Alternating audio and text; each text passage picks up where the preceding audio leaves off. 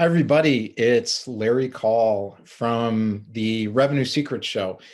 I'm on today with Paul Higgins, and Paul has founded a company and is also the chief mentor and giver for this organization. It's called Build, Live, Give. And Paul's got a lot of different things going on. And as we talked a little bit about what he was doing and the nature of this program, it seemed like there was quite a bit of synergy with our audience of independent business people. So I wanted to give Paul the opportunity to come on and talk a little bit about what he's doing and what it's all about. Welcome, Paul. Why don't we just kick off? Tell us a little bit about, what you're all about right now. Yeah, well, first, thanks, Larry, for having me on the show. So what I'm all about now is helping people to build, live, give, like you said. So build a great business, to live a good life, and to give back. And the way that I do that is through mentoring. I call myself a high performance mentor, and really I'll go to a moment in my life where that really kicked off soon. But that's what I've been doing for quite some time. And my ideal clients that I love to work with are similar high performance businesses that, typically in their early seven figures, high six, early seven figures. They're service-based business owners. And they normally need help with two key things, and that's sales and building their team. And that's what I help them with. So you mentioned a story. How did you get motivated to do this in the first place? Yeah, so at 18, I was diagnosed with the same condition that most of my family members had unfortunately succumbed to. So it's called polycystic kidney disease, and your kidneys grow cysts that just continue to get bigger and bigger until you have no function. So my mum's dad died when she was 12. We nearly lost mum when I was about the same age. And so I got diagnosed. And at that moment, I thought, well, look, I'm not going to be able to control my, what I've been inherited, but what I can control is everything else. So I decided then to be high performing, whether it was in sport, whether it was in business. I ended up working for high performing company Coca-Cola for 18 years. And as time went on, my kidneys, unfortunately started to fail. And in 2011, I left Coca-Cola to set up a business that I could support my family from a hospital bed. And that's what I did. That's an amazing story. And if you dig deep, I've noticed that a lot of high performing people have these sorts of situations in their past that have motivated them. How did you personally grapple with this and turn this from a tragic situation into something positive that worked for you? Well, I think I had a great mentor in my mum. And my mum never complained.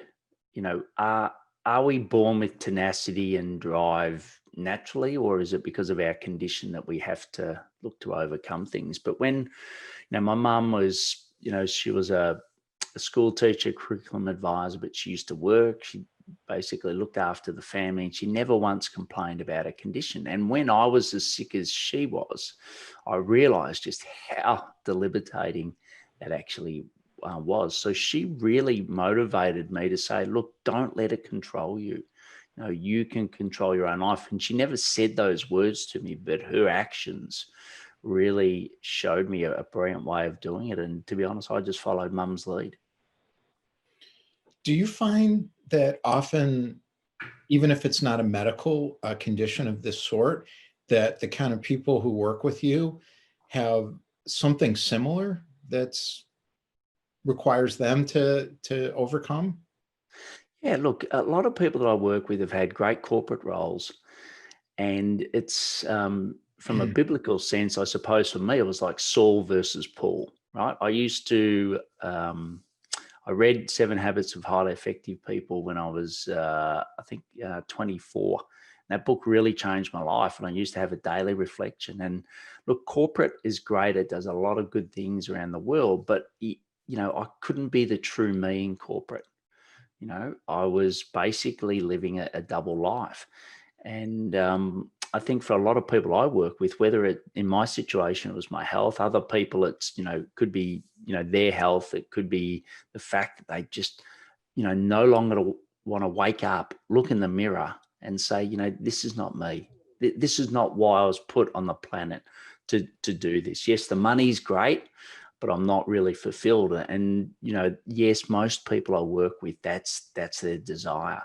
And, the people I work with and attract, genuinely believe in build, live, give. They build a business, they live a life, whether it's with their children, their grandchildren, whoever it is, but they really want to live that. They want to see the world, and then they want to give back because, often in corporate, the only people you're really giving to is the corporation. It's not everybody else. So that's the similarity that I definitely see with the people I work with. So they have a sense of purpose, and you're speaking my language. I feel this as well. And this is a lot about what Sales Sherpa, our company, is all about as well. If you're looking at somebody who is working with you then, and they have this sense of purpose, do they know that, or is that something you have to help them work through? Yeah, look, really good question. I think for most people, they know it, right? But what happens is that life gets in between it, right? So they're like, I know where I want to go, but Paul, I'm just buried in the detail. I'm buried in the day-to-day. I'm buried in client work. I know that I need to change things up to move faster, but I just can't do that by myself. And I suppose that's what I work more on is, okay, I'll help you get there faster versus, let's work on exactly what your purpose is. So you get past the purpose, you just need to understand it at the very beginning when you're working with somebody. Yeah, we've got three key pillars that we work through in a 12-week program, and the first pillar we sort of do. It's called unpack the foundation. So we do a diagnostic to see the gaps between what they've got versus what I believe they need to build this high performing business, and then the second is their business purpose. So articulate your business purpose, and for most people, business purpose is very much aligned to their personal purpose. And then we go through, well, what does that look like on a one page, the business model to deliver that. And then we go through a couple of other things, pricing and reporting. But, that's where we sort of look there at the business purpose linked to their personal purpose. But, it's not something that, often, and I was the same. I used to work with people for 12 months and we'd spend a whole lot of time on a topic like business purpose. And I think, it should be something that comes fairly naturally to you. And I don't think it needs to spend a lot of time in actually uncovering that. And most people, I think, intuitively know what it is. They just don't know how to get there.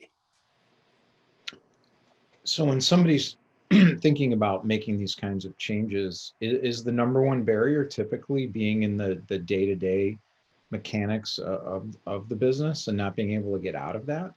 I think so. I think, a lot of people that I work with, and, I was a, director at Coca-Cola. So, letting go was something I had to do to be successful. And I think it's something that naturally for me comes, it becomes very natural. I think for a lot of people, yes, they might have had that experience. When it comes to their own business, I think they find it a lot harder to let go. And often it's because they don't have the right frameworks in place to be able to let go.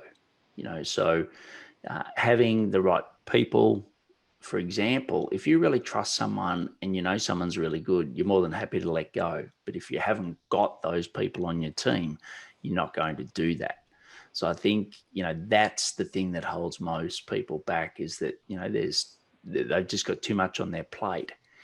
They're working too many hours. And, for a lot of people I work with, they've never spent time in sales either. Okay. So, sales isn't something that it's not a motivation. Yes, motivation and mindset's really important, but there's certain skills and there's certain experiences and there's certain systems that you need to get sales right. And I think most people say, well, no, I'll say, well, look, sales is the most important thing you've got to do. And I know you teach the same thing, Larry, or, sorry, you teach people how to sell. But I often say, well, how much training have you had? And they're like, I've never had any training. I'm like, okay, I've had 18 years of training. It's a big difference, right? Mhm. So you don't walk on a ice skating rink, or you don't walk on a football field, or you don't walk into certain things. Like dancing is a great example. You just don't walk on a dance floor and know how to dance, right? So sales is a similar thing, but people beat themselves up. I can't sell. I'm like, no, you can sell. You've just never been taught how to. I've had the same experience. I totally agree with what you're saying. And I think one of the challenges that I notice uh, is that people are looking at their business backwards. So they see their role is to deliver the client work. And it is not really true. It's to build the company. Um, but if you're talking to someone who got into it because they like doing the work, they're an engineer or developer or something like this, how do you shift that, or do you not shift it? Yeah, look, you can. So, if I talked about the three pillars, so unpack the foundations, we went through the second is sales focus, and there's, five key elements. So one is the marketing asset. So to me, I don't think a lot of people believe that they've got to do all their heavy lifting. And when I mean they is like, outreach, etc. And I'm like, no, let some assets do the heavy lifting for you. So whether, for me, I've got a podcast and a book. So that certainly helps bring people to me. It might be an assessment, it might be a masterclass, a webinar, whatever that is, but let something else do the heavy lifting for you. Then the next is your sales funnel. So yes, you've got this asset, but then how do you help nurture people to you? Because roughly 3% of people are ready to buy when they first come across you. So for the other 97, you need to help nurture them. So I think having the right sales funnel, and I go to a lot of service-based businesses and they don't have a sale. The sales funnel is I reach out to someone, we get on a call, and then I pitch them. I'm like, well, that's not a sales funnel. Sorry, it was in the 80s maybe, but it's not now. The next is your own clients. So, have you actually looked at how you can get more out of your own clients before you worry about getting more out of new clients? And I think a lot of people go, oh my God, I never thought to sell more to existing clients. Okay, do that. And then there's new client acquisition. And, a lot of that is based around, for B2B businesses at the moment, we find LinkedIn is doing extremely well. I know, Larry, you do a lot on LinkedIn, and that's working really well. But, what are the key ways? And the other way is channel partners, the one-to-many sale, which a lot of people forget. Like if you reach out to someone and say, hey, have you got people like this in your network, in your client base that I could help? And sometimes it's vice versa.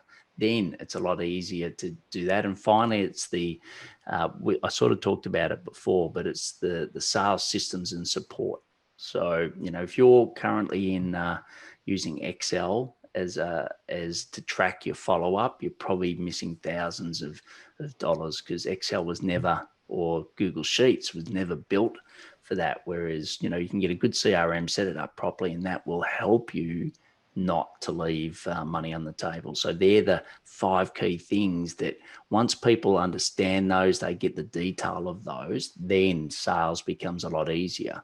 And therefore they're willing to let go of the client stuff, because they actually know client stuff, as you said, they know back to front. They just don't know how to do the sales part. Once they know, well, then it's easier to do it. So you mentioned companies in the 7 and 8 figures.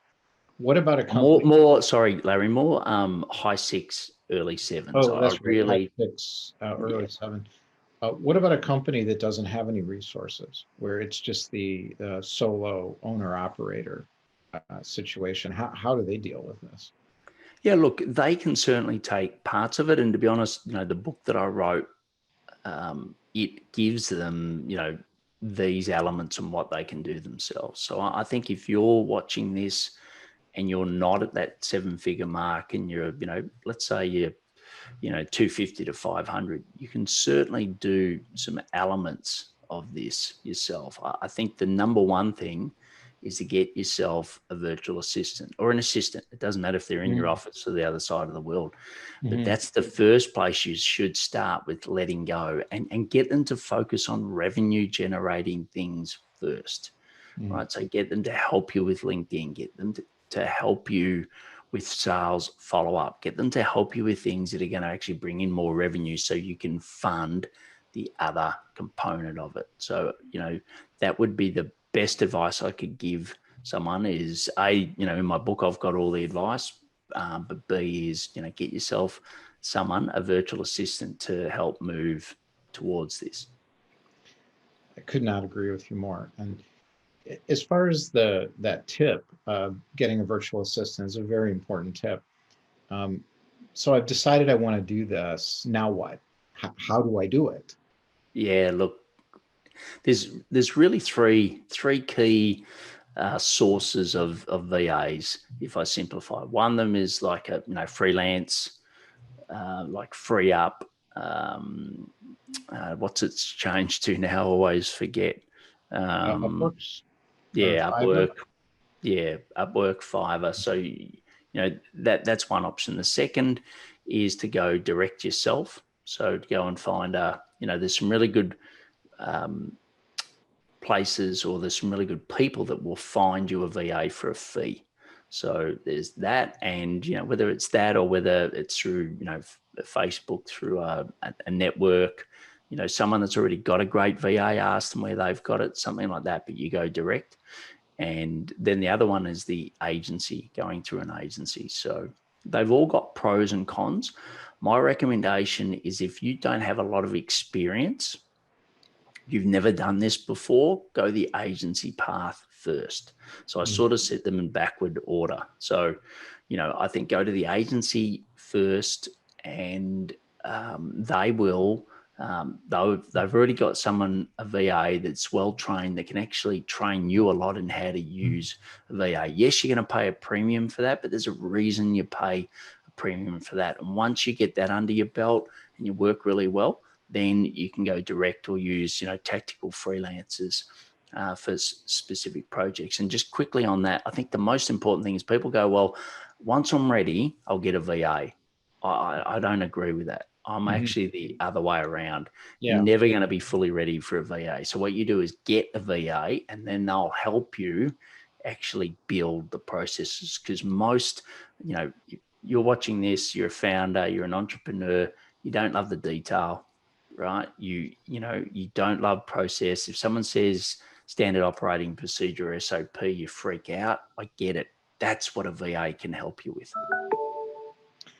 I want to add one thing to what you're saying, which is, in my own experience, what I found is there's really two types of people out there. The first type are people who will think and set up systems. So they'll take general direction. This is what I want to accomplish, and they will figure out how to accomplish it. Type two are people who will do what you ask them to do. So they need a checklist. Make sure you start with type one, and type one may not be your virtual assistant, but somebody has got to set up a system that already knows what they're doing for anything that you want to do in your business. You cannot bring in a business developer or a VA or a marketing person and tell them, I want VA help, I want more marketing, or I want more sales. It will fail unless you've got type one. Yeah, good advice. And off the back of all that is, we use Asana, but a project management software really helps with that. So I think that makes it easier from a system point of view, and just have really get them to build really clear checklists, right? So they don't have to be perfect, but it's not. I don't think it's as hard as what people sometimes perceive it to be. And like anything, you just continue to improve on it. It doesn't have to be perfect day one. It's just got to be better than doing it yourself, right? That's all it's got to be day one. Right. So tip one is get a VA, and then is tip two get a system with a technology component? Yeah, I think they go hand in hand. So before people come in and do my program, which is the 3 pillars I mentioned, we actually have a course if they don't have a VA, the technology set up, we actually do that as an upfront. So it's a Mhm. pre-qualifier to actually work with me because I know how important those two things are. And quickly in my background, I ran a VA company, an outsourcing company out of the Philippines for 5 years. So Mhm. I know a little bit about that. And then off the back of that, I ran a technology company, which we sold last year as well. And they really came from when I was advising small businesses after leaving Coke. I could just see that they were the two natural gaps to help them make, get them time back in short. So that's why I double down on those two. But yes, I think, and they go together. Like you need the technology to tap in the person, you need the person to actually help Mhm. set up the technology. So yeah, hand in hand. Interesting. So those are two very important tips. They're really easy to do. It gets some help. So you do it the right way the first time. What would tip three be? Yeah. So for specific to a VA, No, specific to a business owner that's trying to free themselves up so they can be more successful. yeah, look, I think the third tip is to join a community where people have gone before you, Mm, right? So they don't have to be too far ahead of you. I don't think that always helps, but people that have had experiences they've already gone through before and they're willing to share experiences, not opinions, but experiences. I think that's really important. And, it's like most sports people, they will get a mentor or they'll get go into a team, etc., where they can learn from those people to expedite their growth. So I think that's really important. For me, I had mentors, from day dot when I left Coke. And I still have a mentor at the moment. I've just built a personal website. In 12 weeks, I basically, it's hard to see the label from within the side the jar. I just, and just quickly, because I was so ill. I had a transplant last year, and before that, I never really wanted to market Paul Higgins because Paul Higgins didn't know how long he was really going to be here. And 2018, I was seconds from not. So now that I've got a new kidney, thanks to my best mate, I can actually now market myself. But, I could have done it the hard way. And, I'm a smart guy. I was marketing director at Coke. I can sort of work things out. But getting someone to come in and in 12 weeks, fast forwarding all of that experience and giving that to me. And now I've got that personal branding site, paulhigginsmentoring.com. I can then leverage off that. So that's the other big one, a mentor and a community that people have gone or already gone through the next step that you're about to go through is super important. So everybody who's listening, it's an easy decision. It's not about doing the thing yet. Make a decision to do it, and then you'll do it. So you don't have to figure out necessarily how it's all going to look, and definitely don't wait until you're free to do it. Do it when you're too busy to do it. So you get a VA, get a system that the VA can use. You can use within your company with technology platform, and then make sure to join a community so you know how to do it right, and you get the kind of support you need to be successful from people who've already been successful. It's pretty simple to get started.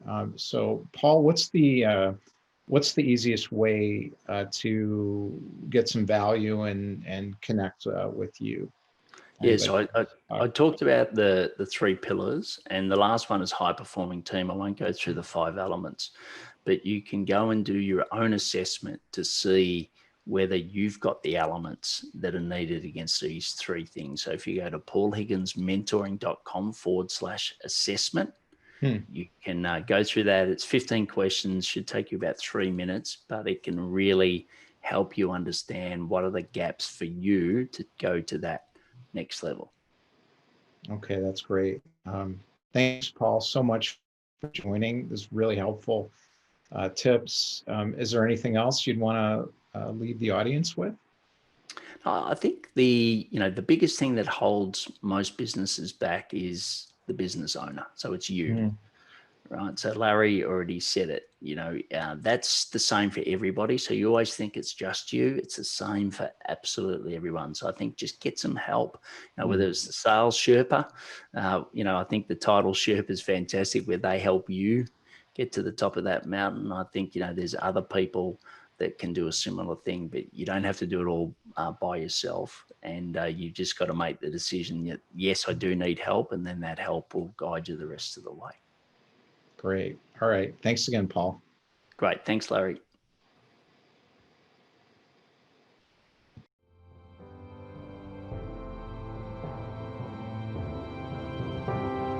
Thanks for listening. If you're self-employed and tired of not having enough great clients, join our free Revenue Climber Club. Click salessherpa.co for details and to sign up for the community. Stop climbing alone and reach the summit together with us.